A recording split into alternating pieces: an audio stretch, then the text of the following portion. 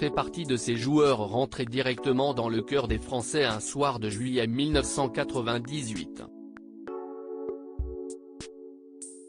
Jamais titrée dans la compétition jusqu'ici, l'équipe de France remporte sa première Coupe du monde de football à la maison.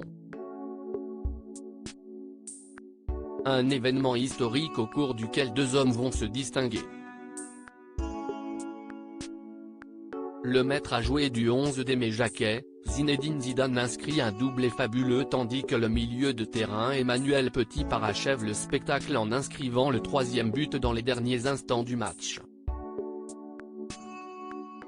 Un succès triomphal et le joueur qui évolue en Angleterre à ce moment devient une véritable star.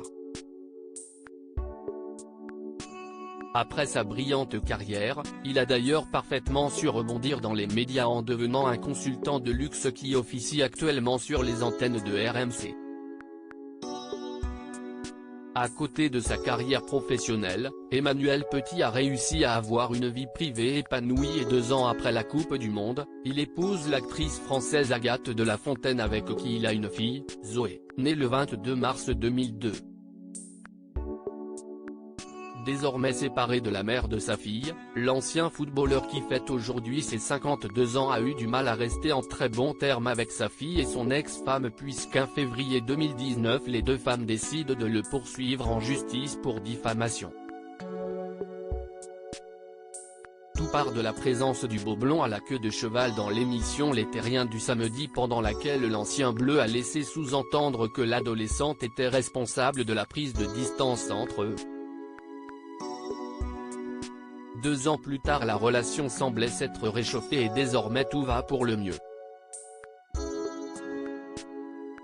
Zoé, un mannequin qui fait déjà beaucoup parler d'elle. Zoé a depuis bien grandi et à 20 ans elle est déjà un mannequin très convoité. Signée chez Elite, elle a déjà défilé pour plusieurs marques prestigieuses.